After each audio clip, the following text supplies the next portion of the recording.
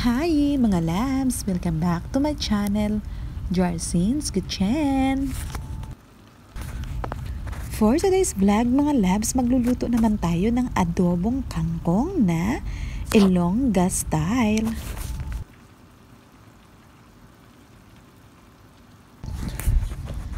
Magisa na po tayo ng bawang, sibuyas at kamatis. Damihan po natin ng kamatis dahil yan po ang magbibigay ng sarap at aroma sa ating kangkong. Sa pag-ikot-ikot po namin dito sa Kuwaiti Market, nakakita po kami ng kangkong, kaya binili po namin ito agad at nag-decide po kami na ito ang aming uulamin. Kapartner nito ang fried chicken. 7 months na po ako dito sa Kuwait at namimiss ko ito, ang paborito kong adobong kangkong na may alamang at oyster sauce, kaya ito ang niluto ko ngayon. Maglalagay po tayo dito ng 1 kutsarang gisadong alamang at i-continue lang po natin ito isa at isunod na po natin dito ang tangkay ng kangkong. Unahin natin ito sa pagisa dahil medyo mas matigas ito compare sa dahon. Lagi po ako nagpapasalamat sa Panginoon na mayroon akong napakabuting employer na allowed kami magluto na kahit anong gusto naming lutuin. At syempre, huwag po tayong abuso porket mabait ang amo natin. Hindi dapat natin sila sinasagad ang pang-aabuso natin sa kanila. Dahil ang lahat ng ginagawa natin, mabuti o masama, may balik po yan. Hindi nga tayo nakikita ng ating mga amo, pero ang Panginoong Diyos, lahat kitang-kita niya at hindi niya hahayaan na ang mga tao ay magpapatuloy sa kasamaan. Nilagyan ko nga pala ito ng kunting tubig at tinakpan ko lang ito at hinayaan kong kumulo ng 5 minuto.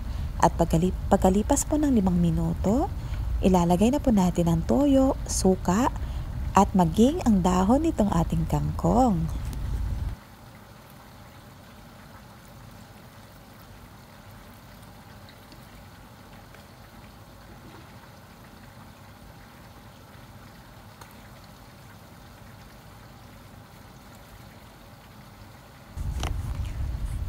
Mukha lang itong marami mga labs, pero kapag naluto, ay kukunti lang po ito.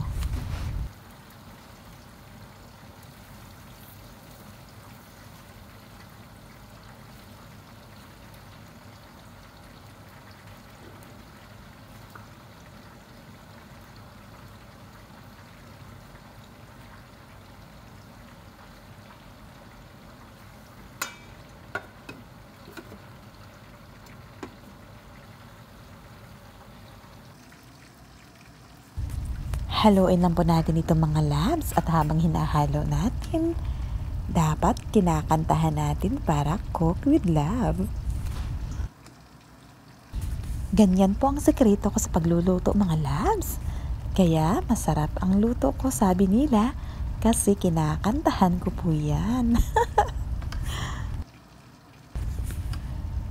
Kasi pag kinakantahan mo or kumakanta ka habang nagluluto, meaning masaya ang iyong puso at sigurado masarap din na ang iyong luto.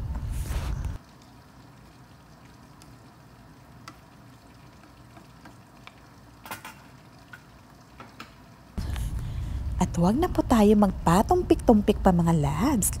Lalagyan na po natin ito ng Knorr seasoning powder at paminta and oyster sauce.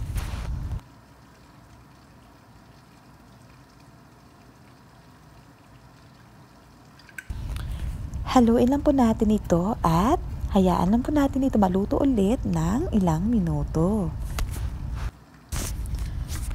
Ay naku po mga labs, siguradong tataob na naman itong 1 kalderong kanin. At luto na po ang ating adobong kangkong with matching fried chicken. And that's it, our vlog for today's mga lab. I hope you enjoy watching this video.